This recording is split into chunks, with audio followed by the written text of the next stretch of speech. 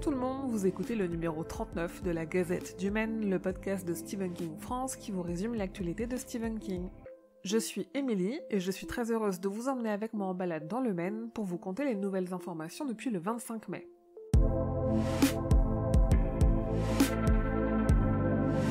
Aux États-Unis, le 2 juin, l'éditeur Scribner a publié une édition anniversaire de l'essai Écriture, mémoire d'un métier qui fête ses 20 ans. Cette édition est enrichie d'un texte d'Owen King sur son père, un échange entre Joe Hill et Stephen King, et les recommandations 2020 de lecture de King.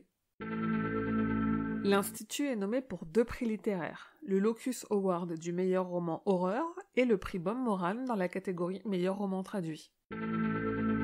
Connaissez-vous un peu l'univers de Lovecraft ? Personnellement, j'ai commencé à en lire un peu, car Stephen King a toujours dit qu'il était largement inspiré de ses écrits. Et l'association Miskatonic m'a invité à répondre à des questions pour trouver comment cette influence de Lovecraft se ressent dans les écrits de King, notamment dans son multivers, ses créatures, sa mythologie et même certains personnages. Une interview à lire sur le site.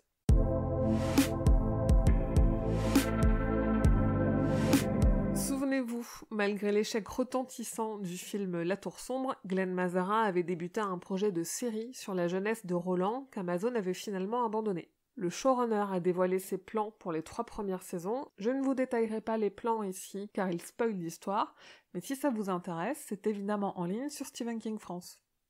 En 2016, l'Opéra Shining faisait salle comble dans le Minnesota.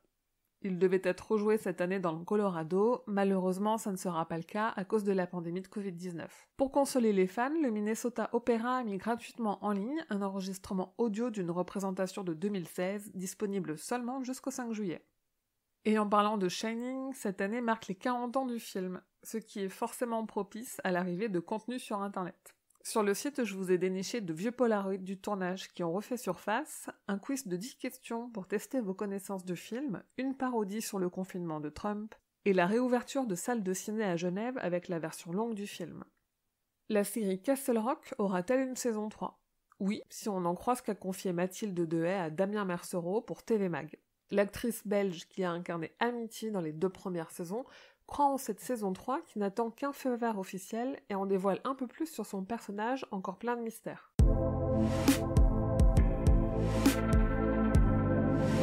Sur Instagram, Twitter et Facebook, vous avez jusqu'au mercredi 10 juin à 16h pour tenter de gagner le livre Le Molosse surgit de soleil et 3 badges Stephen King offerts par Albin Michel.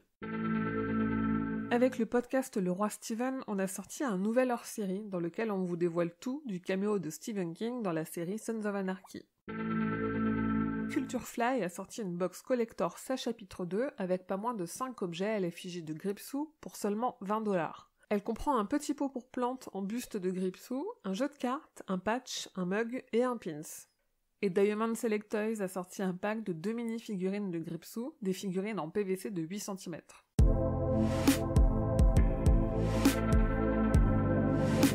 Le 9 juin sort aux États-Unis la première saison de The Outsider en DVD et Blu-ray. Le 10 juin, le livre de poche publie Classe Touriste, l'anthologie de Stephen King et Bev Vincent sur les catastrophes en avion, avec une histoire inédite de King et une de Joe Hill.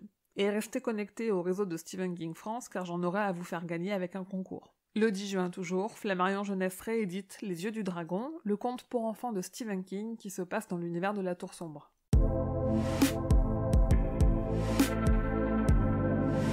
Et voilà, c'est tout pour la Gazette numéro 39, rendez-vous dans 2 semaines pour le prochain numéro.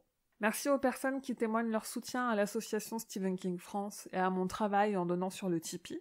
Si vous souhaitez apporter une contribution à ce modeste travail, n'hésitez pas à donner 1 ou 2 €, ou simplement à laisser des étoiles à ce podcast sur votre application, ou à recommander la Gazette autour de vous. Vous pouvez venir trouver du monde avec qui discuter sur Instagram, Twitter, Facebook la page et Facebook le groupe, et Discord en cherchant Stephen King France. Et rendez-vous sur le site stephenkingfrance.fr dans l'article de cette Gazette numéro 39 pour avoir plus de détails sur toutes les infos dont je viens de vous parler. Je vous dis merci et à bientôt, fidèles auditeurs et auditrices, que vos journées soient longues et vos nuits plaisantes.